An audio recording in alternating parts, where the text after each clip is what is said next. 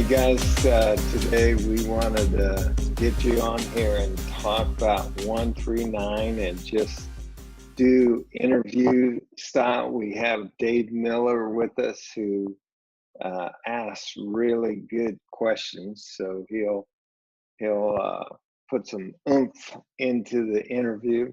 But just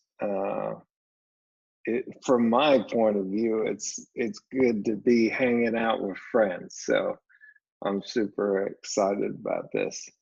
So why don't we start, Jim? Why don't you introduce these guys and tell us a little bit about them, and then after that, I'd like you guys to tell us how you met Jim. So Jim, kick it off. Yeah, so Austin, Justin, and John are the guys that I would describe as currently the three that I'm trying to invest in most deeply. There's other people that I'm investing in, and over time, the three moves around. So other people that are listening to this may have been in the three in my life at some point, but this is just kind of where I am today. So they're kind of all from different walks of life. Justin is working in South Asia. Austin is working in West Point, and they're both gift income laborers in the kingdom. And then John's working locally at Fort Benning, and he is still on active duty. And so these are the guys that I try to get extra time with every week to coach, answer questions, and build in really as deeply as the Lord will allow me to right now. Cool. Justin, how did you meet Jim?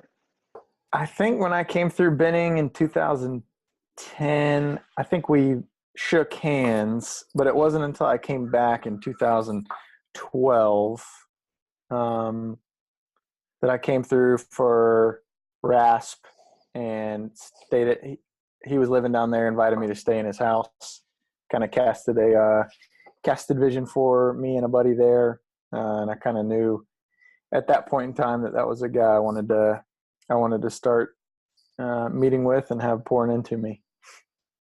So I met Jim through Randall, through Justin. So I was connected with Justin through college, or I knew who he was anyway.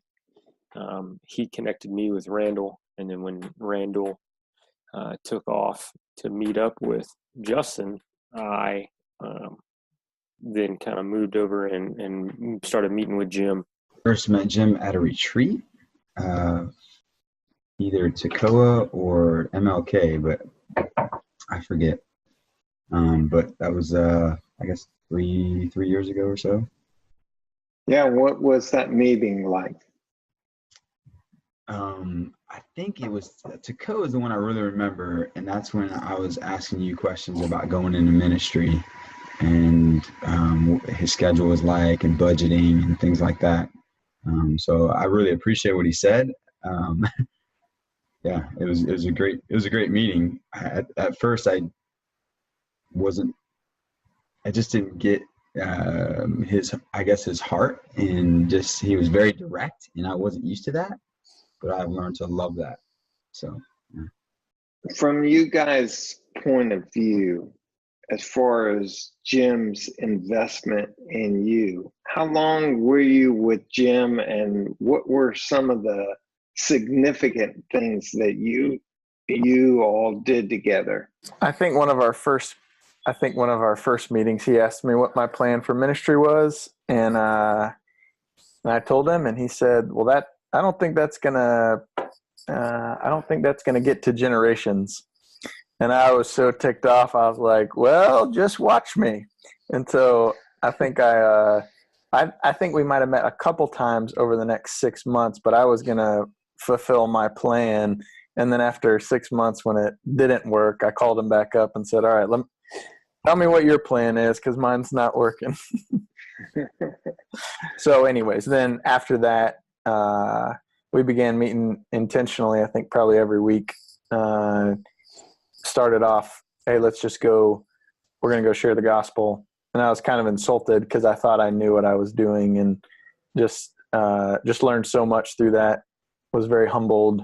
And then, yeah, I've really been meeting every week or every other week since 2012. I think the biggest thing that Jim really just showed me was how to be in a church, how to be church together. And just realized so much of the main discipleship I've got from Jim is just being in a church together with him. Now we're geographically separated, so that was online, but it's been amazing.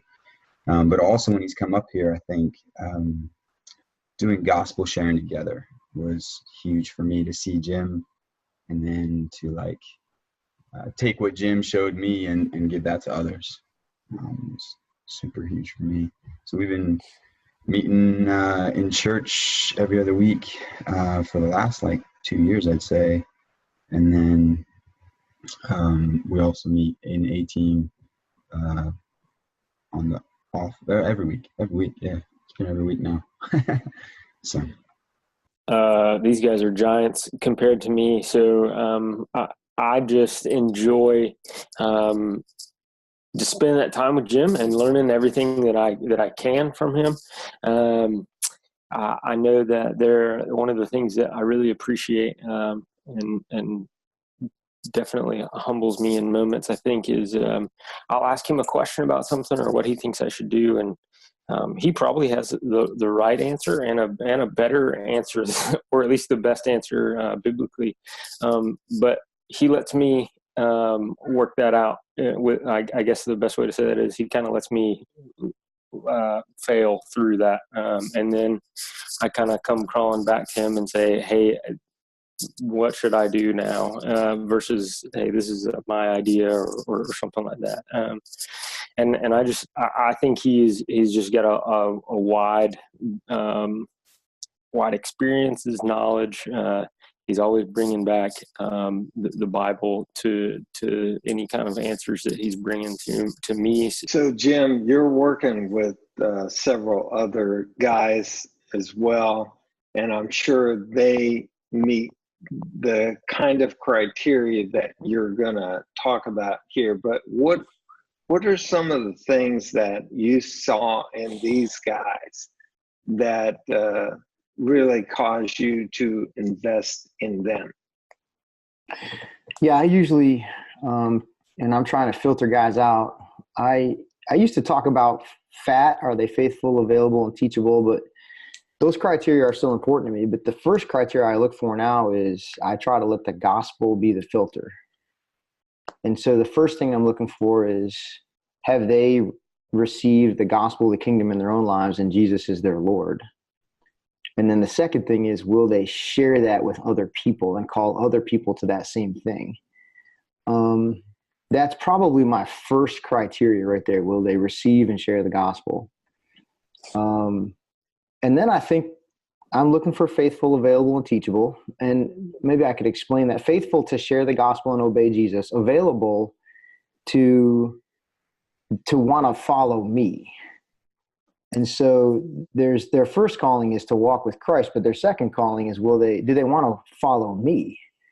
And do they want me to be their leader? I think it's one thing for me to say to them, I identify you as Timothy.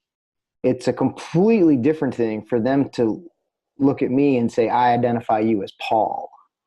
And if they don't want to identify me as Paul, then they're not the men that God is giving to me. So that would, in a way, deselect them. So those are some things off the top for the kind of things I'm looking for.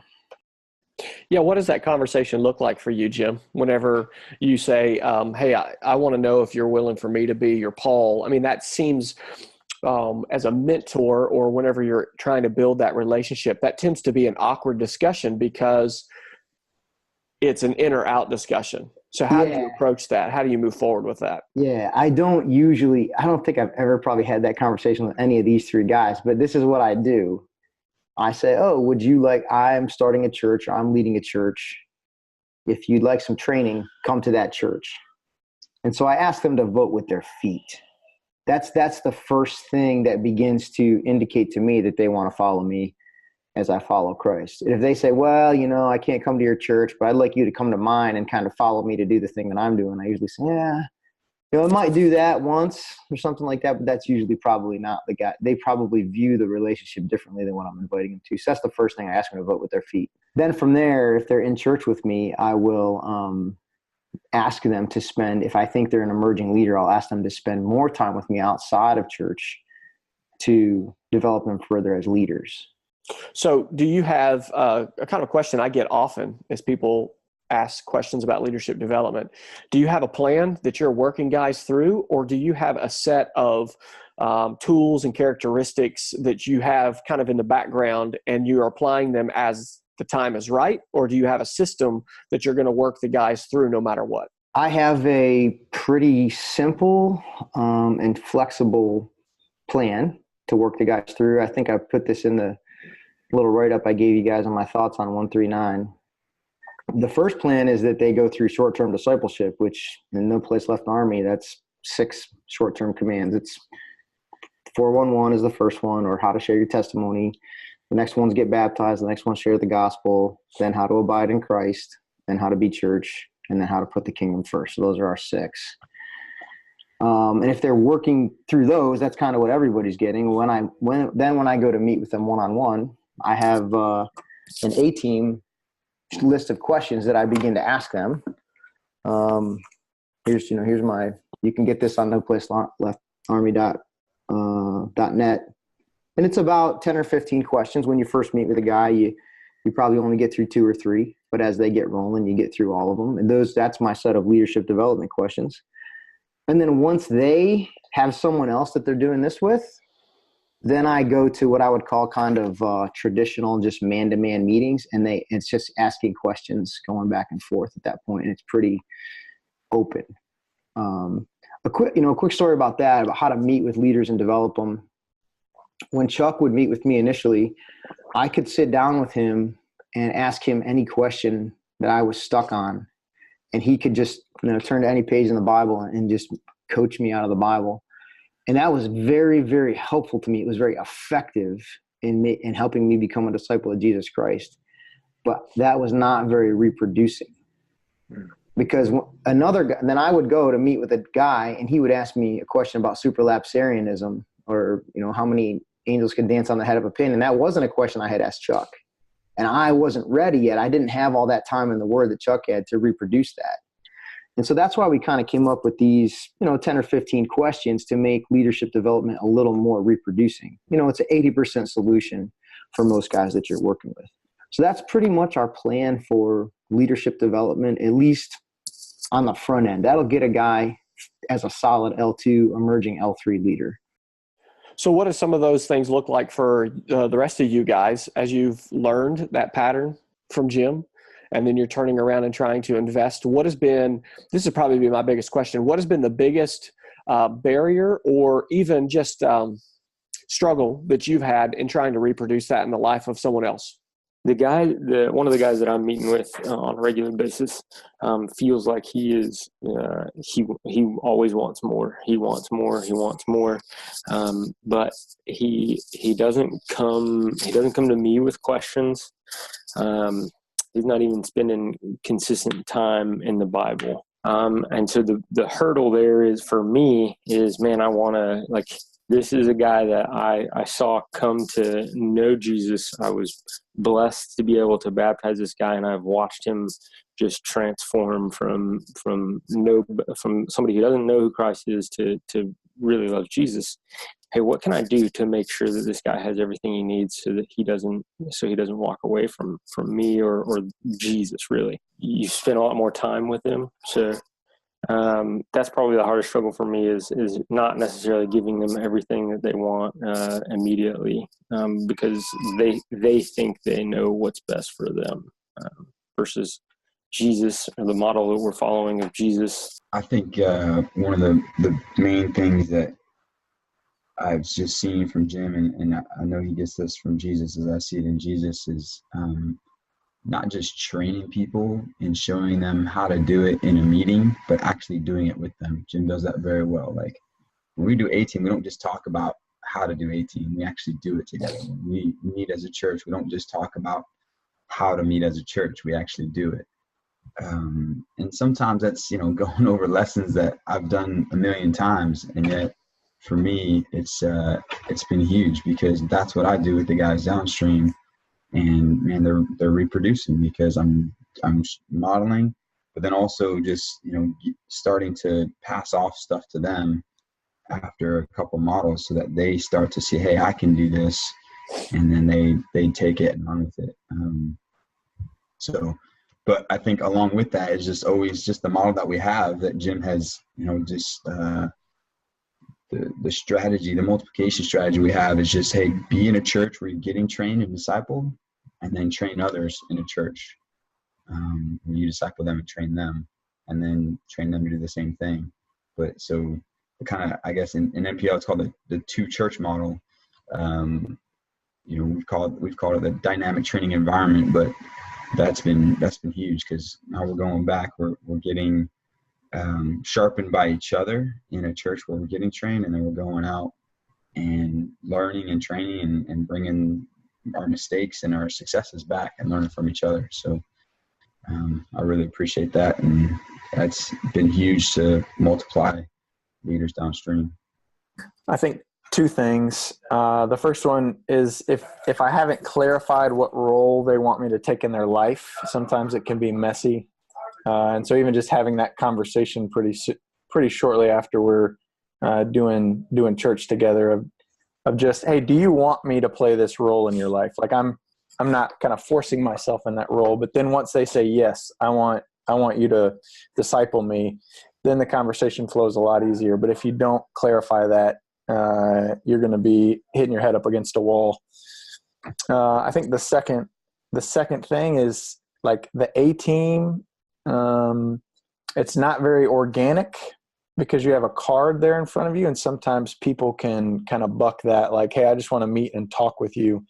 And so just kind of saying, hey, this A team card that Jim held up, it's not for you, it's for the next generation. Like, you're a smart believer, but the next generation needs to see something simple in the next generation. So we're going to do this for the sake of the fourth generation and the fifth generation.